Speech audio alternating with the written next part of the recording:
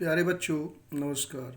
इस video lecture में हम 12वीं कक्षा की एनसीईआरटी किताब के पहले अध्याय संबंध और फलन का उदाहरण नंबर 2 हल करेंगे। उदाहरण नंबर 1 पीछे बताया जा चुका है पिछले वीडियो में। उदाहरण नंबर 2 कहता है कि मान लीजिए कि टी किसी समतल में स्थित समस्त त्रिभुजों का समुच्चय है। यहाँ पर टी एक समुच्चय है जो कि किसी समतल में स्थित सभी प्रकार के त्रिभुजों का समुच्चय है।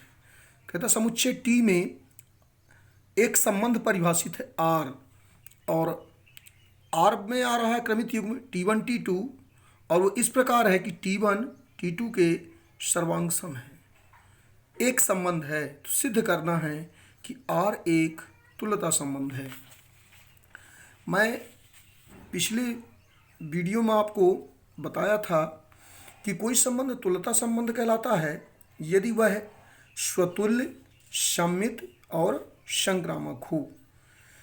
तो यहाँ पर हम जो दिया है उसमें जांच करेंगे कि ये संबंध स्वतुल्य, सममित और संक्रामक है या नहीं।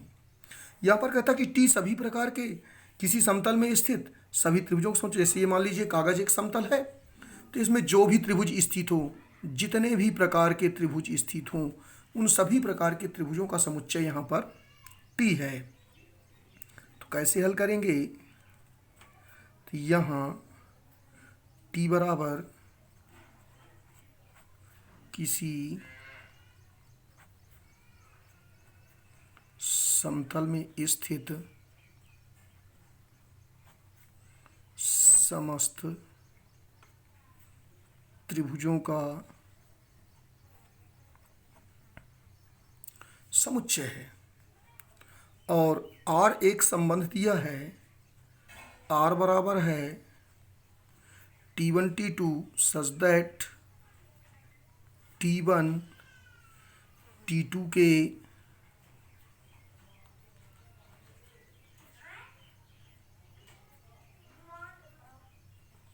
सर्वांग सम है।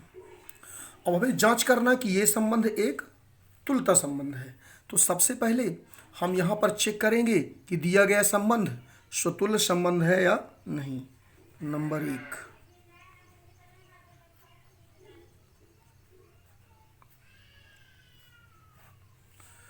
स्वतुल्यता।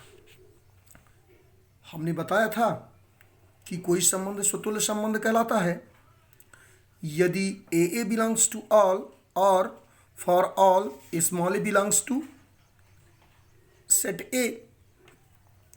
तब यदि चूंकि प्रत्येक त्रिभुज स्वयं के समरूप होता है, चूंकि प्रत्येक त्रिभुज स्वयं के समरूप नहीं, सर्वांग सम होता है।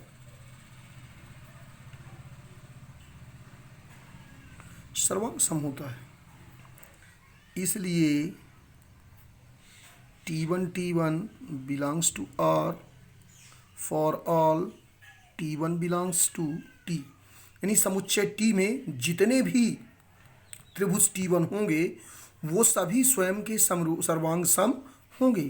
तो इसलिए R स्वतुल्य है। अब स्वतुल्य के बाद नंबर 2, सममित संबंध की।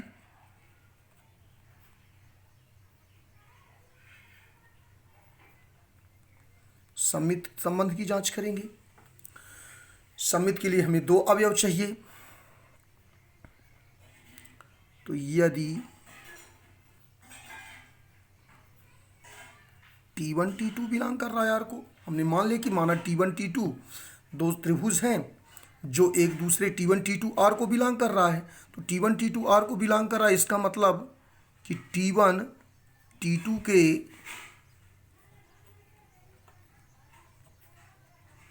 सर्वांग सम होगा, क्योंकि हमारा जो संबंध परिभाषित तो कहता कि अगर इसमें ऐसे क्रमित युग्म आ रहे हैं कि पहला घटक दूसरे घटक के सम है। तो यहाँ पर हमने माना है कि माना T1 T2 बिलोंग कर रहा है यार को, तब T1 T2 के सर्वांग सम होगा।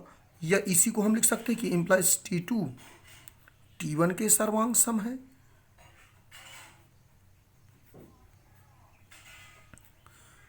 अब जब T2 T1 के सर्वांग सम है तो दिए गए संबंध को जिस प्रकार परिभाषित किया गया है उससे हम कह सकते हैं कि इम्प्लाइज T2 T1 बिलोंग कर रहा आर को। तो अतः यदि T1 T2 belongs to R, that's imply T2 T1 belongs to R, जहां T1 T2 belongs to T। तो इसलिए आर समित संबंध है। समित के लिए हमने यही बताया था कि जितने भी क्रमिक युग्म आए उन सभी के उल्टे भी विद्यमान होना चाहिए। अब तीसरी स्थिति,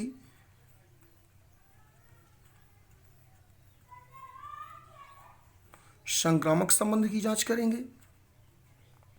तो मान लेंगे कि माना T1 T2 belongs to are व T2 T3 बिलोंग कर रहा है आर को। हमने मान लिया कि क्रमिक युग्म T1 T2 आर को बिलोंग कर रहा है और T2 T3 बिलोंग को कर रहा है। तब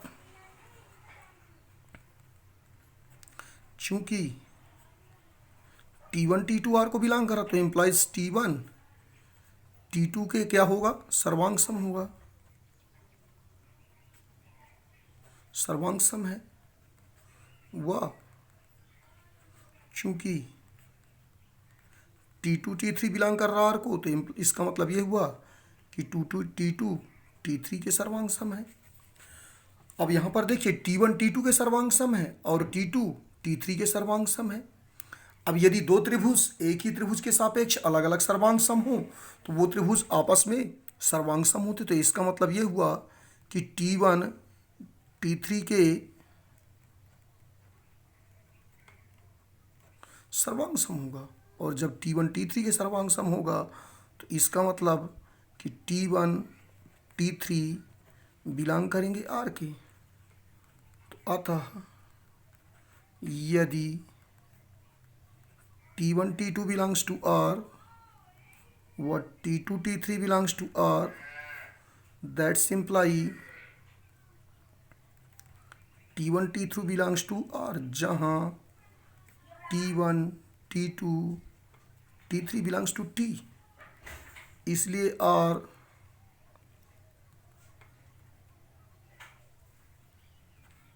संक्रामक है। तो चूंकि दिया गया संबंध स्वतुल्य है, सम्मित है और संक्रामक है, इसलिए आर